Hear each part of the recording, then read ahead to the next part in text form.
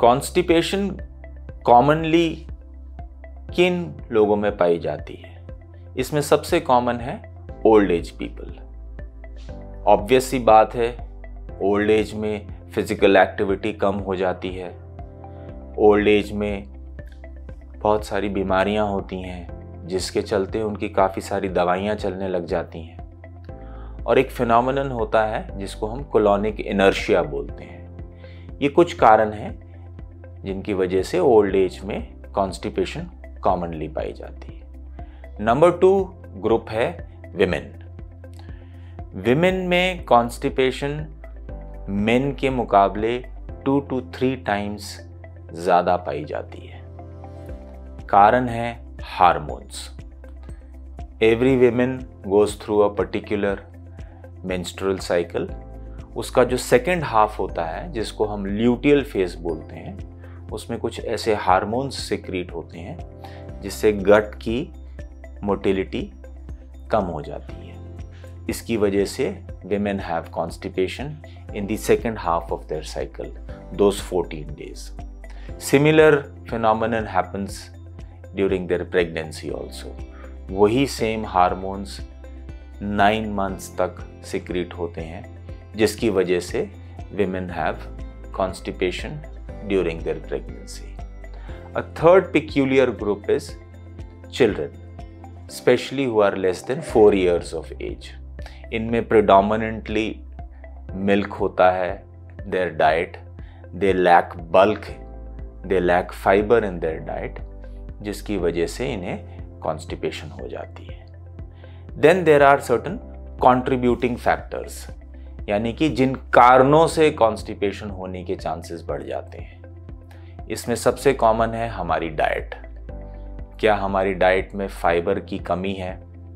क्या हम green leafy vegetables कम खा रहे हैं? सीरियल्स कम ले रहे हैं जैसे कि वीट? क्या हमारी फ्रूट्स की इनटेक कम है?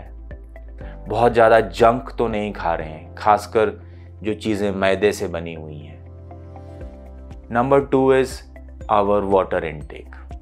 अगर हम डिहाइड्रेटेड हैं, हमारा इनटेक ऑफ वाटर 2-3 ग्लासेस तक सीमित है, तो भी हमें कॉन्स्टिपेशन होने का चांस बढ़ जाता है।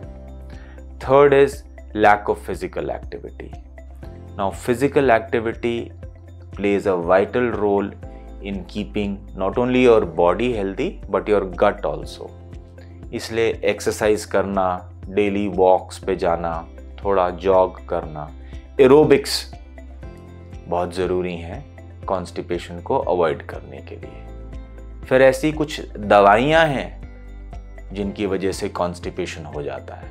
इनमें सबसे कॉमन है पेन किलर्स, एस्पिरिन। नंबर 2 पे आते हैं वो ड्रग्स जो कि डिप्रेशन में दी जाती हैं, जिन्हें हम एंटी डिप्रेसेंट्स बोलते हैं। ये भी कॉन्स्टिपेशन कंट्रीब्यूट करती हैं। ऐसे ही कुछ डिजीजेस हैं, स्पेशली शुगर के पेशेंट्स। Diabetes causes constipation. इसमें गट की जो मोटिलिटी है वो डिक्रीज हो जाती है, कोलोनिक इनर्शिया होने लग जाता है। हाइपोथायरॉयडिज्म, बहुत सारे पेशेंट्स तो हम हाइपोथायरॉयडिज्म के कॉन्स्टिपेशन से डिटेक्ट करते हैं। They come to our clinic with a complaint of constipation, और जब हम उनका थायराइड का टेस्ट कराते हैं तो पता चलता है उनको हाइपोथायरॉयडिज्म है। सिमिलरली कुछ न्यूरोलॉजी के पेशेंट्स, खासकर जो बेड रिडन होते हैं, उन्हें स्ट्रोक हुआ होता है, स्पाइनल कॉर्ड इंजरी होती है, ये भी वो पेशेंट्स हैं जिनमें कॉन्स्टिपेशन कॉमनली देखा गया है।